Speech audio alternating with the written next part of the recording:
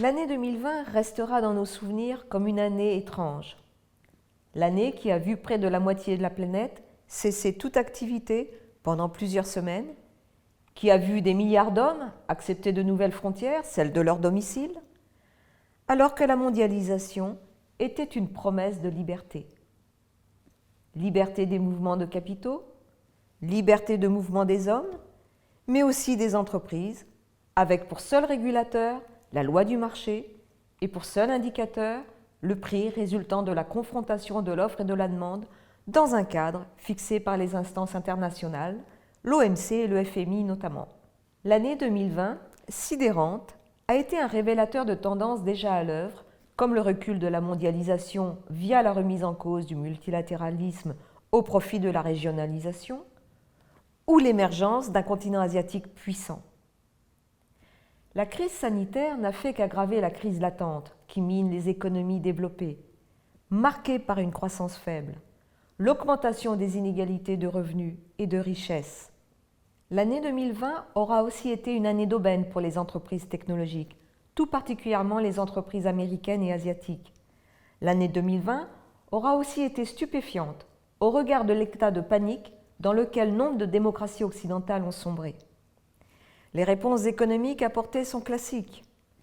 Toujours plus d'endettement, toujours plus de politiques monétaires non orthodoxes et toujours plus d'aides sociales non financées.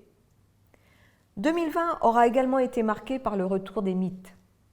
Mythes de la technologie, de l'intelligence artificielle, de toujours plus de nouveautés scientifiques comme solution à tous nos problèmes. Mythe d'une économie composée de deux parties autonomes, l'économie dite réelle et l'économie financière. Mythe du monde ancien, la fin du pétrole, et du monde nouveau, le e-commerce, le télétravail, etc., qui n'est pas sans rappeler l'opposition économie réelle, économie financière, abondamment évoquée au moment de la faillite de Lehman Brothers en 2008.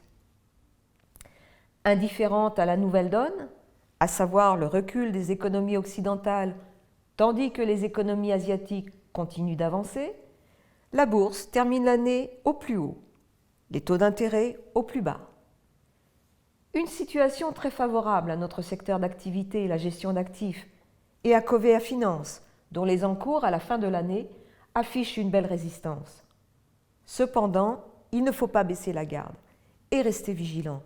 Les solutions apportées à la crise, amplement employées depuis des années, ont favorisé la fragilisation des structures des agences économiques. L'omniprésence des discours et des informations relatives au coronavirus a occulté la réalité de l'année 2020, marquée aussi par le retour des attentats terroristes en Europe et l'accentuation des conflits qui n'ont cessé de se multiplier depuis le début de la crise financière. De même, les inégalités de revenus et de richesses n'ont fait que s'aggraver au cours de la pandémie, qui en a malheureusement révélé d'autres. Inégalités d'accès à la santé et aux soins, ou encore d'accès à l'éducation. Ces dernières marqueront sans nul doute durablement nos sociétés.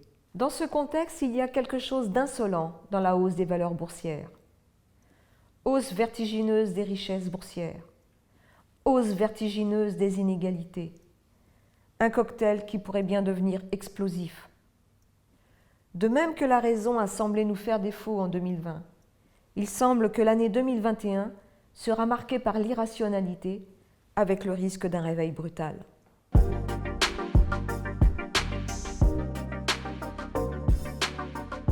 Comme évoqué, la première caractéristique de ce millésime est justement la hausse globale des marchés boursiers, alors même que les économies et les échanges se sont effondrés ou arrêtés. À une baisse historique de 5% du PIB mondial, fait écho une progression de l'indice monde en euros de plus de 7%.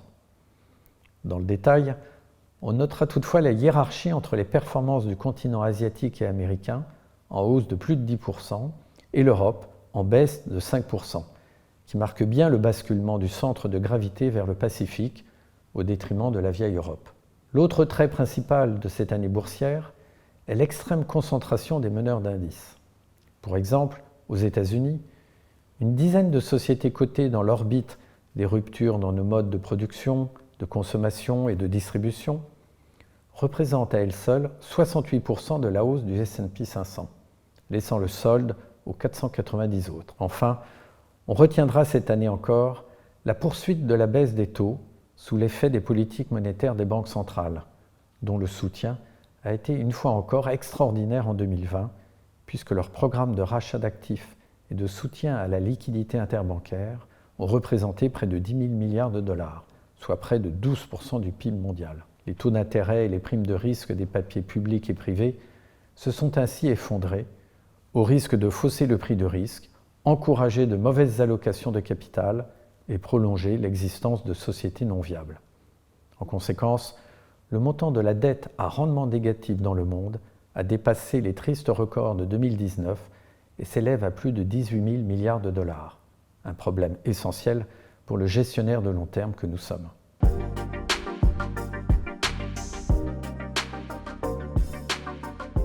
Dans le contexte de remise en cause de la mondialisation, décrit précédemment, l'ajustement principal de la gestion a été de ne plus considérer l'investissement en actions sous le prisme traditionnel de la zone géographique, mais au contraire sur un angle mondial, sans biais de territoire, ni même de prisme sectoriel, en s'attachant uniquement aux entreprises ayant la capacité d'adapter leur modèle et de survivre dans ce nouvel environnement.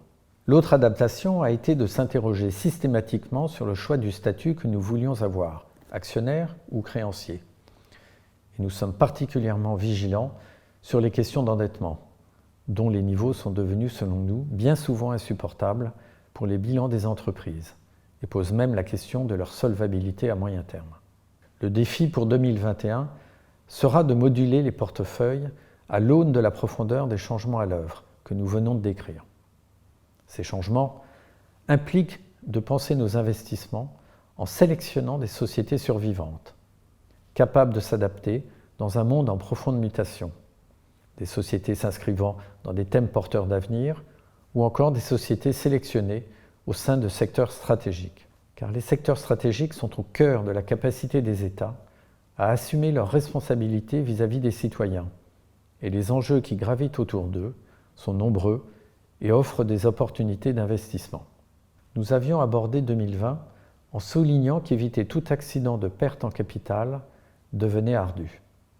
Ce sentiment perdure en ce début d'année, tant les risques détectés sont toujours prégnants.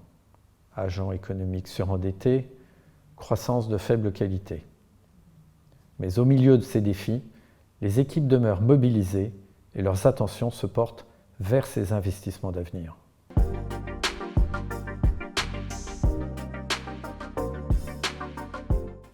Forte de ses savoirs et de ses expertises, forte de son agilité et de sa réactivité, Covea Finance et ses équipes veulent participer, contribuer à une refondation économique de notre monde post-pandémie. Dotée déjà d'une gamme à thématiques environnementales, mais aussi socialement responsable et solidaire, Covea Finance ambitionne d'élargir encore les classes d'actifs qu'elle couvre et de nourrir sa gamme de fonds orientés vers la relance et répondant aux enjeux soulignés par notre président de la République. Sécurité, souveraineté, indépendance. Décrypter le futur à la lumière du passé et du présent, une nécessité pour Covea Finance, qui s'est toujours imposé d'approfondir sous de multiples facettes sa compréhension du monde et de la confronter à celle des directions des entreprises qu'elle accompagne dans leurs investissements. Notre indépendance d'esprit, la force de nos convictions, notre créativité et notre mobilité, associées à une gestion rigoureuse de nos ressources, sont autant de facteurs qui font de Covea Finance une structure solide, qui voit l'avenir comme autant d'opportunités et de possibles.